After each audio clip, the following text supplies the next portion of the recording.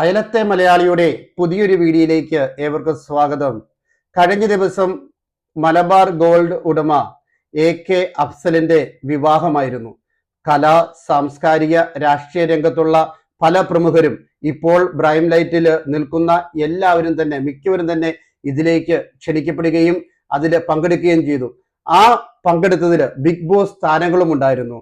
ഷിയാസ് കരീന്റെ കൂടെ അനുമോളും അതുപോലെ കഴിഞ്ഞ സീസണിലുണ്ടായിരുന്ന നൂറയും ഈ പ്രാവശ്യത്തെ സീസണിലുണ്ടായിരുന്ന ആതിര നൂറയും ഒക്കെ അതിൽ പങ്കെടുക്കുന്നതായിട്ട് നമുക്ക് കാണുവാനായിട്ട് സാധിച്ചു. പക്ഷേ ഈ ആതിര നൂറയുമാരുടെ സാന്നിധ്യം അത് വലിയ വിവാദത്തിന് തിരികൊളുത്തുകയുണ്ടായി. ഇസ്ലാമിക വിശ്വാസം പിന്തുടരുന്ന അതിന്റെ കാഴ്ചപ്പാടുകളും പരമ്പരാഗതമായിട്ടുള്ള കാഴ്ചപ്പാടുകളും പിന്തുടരുന്ന മലബാർ ഗോൾഡിനെ പോലെയുള്ള ഒരു സ്ഥാപനത്തിന്റെ ഉടമയ്ക്ക് എങ്ങനെയാണ് ആതിര നൂറയെ ഈ വിവാഹത്തിലേക്ക് ക്ഷണിക്കുക എന്നുള്ള വലിയൊരു ചോദ്യമാണ് സോഷ്യൽ മീഡിയയിൽ നേരിടേണ്ടി വന്നത്. വലിയ തരത്തിലുള്ള വിമർശനങ്ങളുടെ ഒരു പെരുമഴ തന്നെ ആ വീഡിയോയ്ക്ക് നേരെ, ആ വിവാഹത്തിനോടനുബന്ധിച്ചുള്ള വാർത്തകൾക്ക് കീഴെ വരികയുണ്ടായി. അവസാനം അതിനൊരു ഉത്തരവുമായിട്ട് മുതലാളി തന്നെ നേരിട്ട് വന്നിരിക്കുകയാണ്.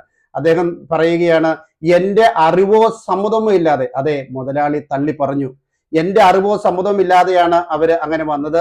ഈ മലബാർ ഗോൾഡിന് പുറത്തുള്ള പല ആളുകളുമായിട്ട് ബന്ധങ്ങളുണ്ടായിരിക്കും, അവരൊക്കെ വിവാഹത്തിന് വരികയും ചെയ്യും.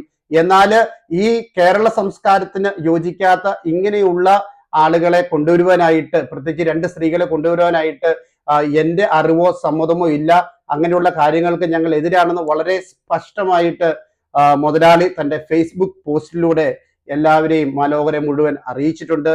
ഇവിടെ ബിഗ് ബോസ് ഹൗസിന്റെ ഉള്ളിൽ ആതിര നൂറമാർ വലിയ കൂളുകൾക്കൊന്നും സൃഷ്ടിച്ചില്ല.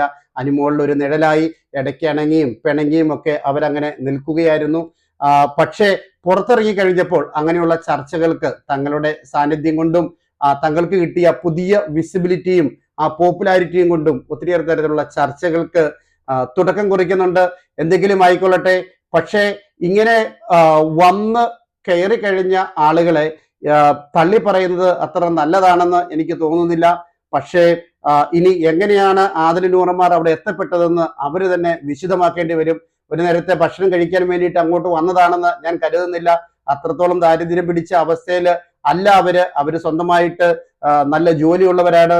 ഇപ്പോൾ ബിഗ് ബോസ് ഹൗസിൽ നിന്ന് പുറത്തിറങ്ങി കഴിഞ്ഞപ്പോൾ തന്നെ നല്ലൊരു തുക സമ്പാദ്യമായിട്ട് കിട്ടിയിട്ടുണ്ട്. അപ്പോൾ പണത്തിനോ ഭക്ഷണത്തിനോ യാതൊരു ബുദ്ധിമുട്ടുമില്ല. പിന്നെ എന്ത് ചേതോവികാരമാണ്, എന്തിന്റെ അടിസ്ഥാനത്തിലാണ്, ആര് ക്ഷണിച്ചതിന്റെ പേരിലാണ് അവര് ആ വിവാഹത്തിന് അവിടെ എത്തിച്ചേർന്നതെന്നുള്ളത് ഇപ്പോൾ വലിയൊരു ചോദ്യചിഹ്നമാണ്. എന്തായാലും മുതലാളി നേരിട്ട് ക്ഷണിച്ചിട്ടില്ല, മുതലാളിയുടെ അറിവോ സമ്മതമോ ഇല്ല.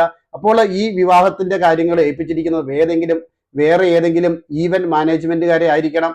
അവരായിരിക്കണം ഈ ആതിര നൂറമാരെ ക്ഷണിക്കുകയും അവർക്ക് വേണ്ട വെൽക്കമും അതുപോലെ അവിടെ സ്റ്റേജിൽ കയറ്റി വലിയൊരു തരത്തിലുള്ള സ്വാഗതവും ഒക്കെ അവർക്ക് നേർന്നത്. എന്തായാലും നമുക്ക് കാത്തിരുന്ന് കാണാം ഇതിന്റെ മറുപടി. ആതിര നൂറമാർ ഇതിന് കൊടുക്കുന്ന മറുപടി എന്താണെന്ന് ഇപ്പോൾ സോഷ്യൽ മീഡിയയിലെ ഈ വലിയ ചർച്ച ജനങ്ങളിലേക്ക് എത്തിക്കുന്നു. എന്നെ കേട്ടിരുന്ന എല്ലാവർക്കും നന്ദി, നമസ്കാരം.